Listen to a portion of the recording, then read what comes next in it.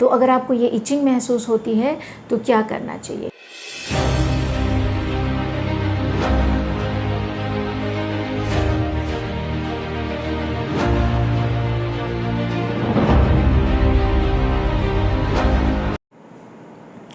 नमस्कार। Hair transplant के बाद आपका इचिंग रहता है स्कैल्प में, ये तो आपने सुना ही होगा। आइए हम इस विषय में बात करते हैं कि इचिंग क्यों होता है ट्रांसप्लांट के बाद और इसके लिए क्या किया जा सकता है। तो सबसे पहली बात तो अगर ट्रांसप्लांट के बाद इचिंग होता है, इसमें कोई घबराने वाली जैसी बात नहीं है।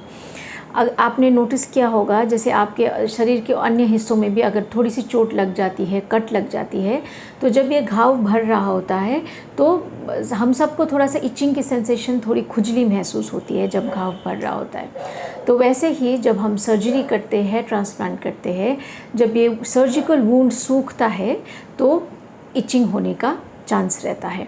तो ये इचिंग क्यों होता है? जब ये घाव भरता है, आपका शरीर से कुछ केमिकल रिलीज़ होता है जिसको बोलते हैं हम हिस्टामिन। तो ये हिस्टामिन एक केमिकल है जिससे आपकी वुंड की हीलिंग भी होती है, घाव भी भरते हैं और इस हिस्टामिन की वजह से आपको खुजली भी होती है।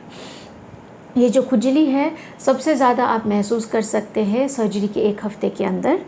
1 हफ़्ते के अंदर क्या होता है, आपका वुंड की हीलिंग होती है और आपका स्कैल्प जो है वो ड्राई रहता है, उसमें स्कैबिंग हो रखी होती है और आपको शैम्पू भी करने से मना होता है, उसको धोने से भी मना होता है। तो इस दौरान आपको इचिंग महसूस हो सकती है और जब आपको शैम्पू हो के जो स्कैब जब आपका धुल जाएगा तो ये इचिंग अपने आप सबसाइड हो जाएगी। किसी पेशेंट में बहुत ही रेयरली ये जो इचिंग है ये 4 हफ़्ते तक भी जा सकता है ना, बट ये बहुत ही रेयर है। तो अगर आपको ये इचिंग महसूस होती है तो क्या करना चाहिए? सबसे पहली चीज़ तो कभी भी इसको हाथ लगा के स्क्रैच नहीं करना है ना। स्क्रैच करने का मतलब है कि आप ग्राफ्ट को डैमेज कर रहे हैं, है ना, क्योंकि ये जो आपका 7 से 10 दिन लगता है आपको ट्रांसप्लांटेड हेयर को अपने जगह बनाने के लिए। तो ये जो 7 से 10 दिन है आपको ग्राफ्ट को बहुत अच्छे से रखना है।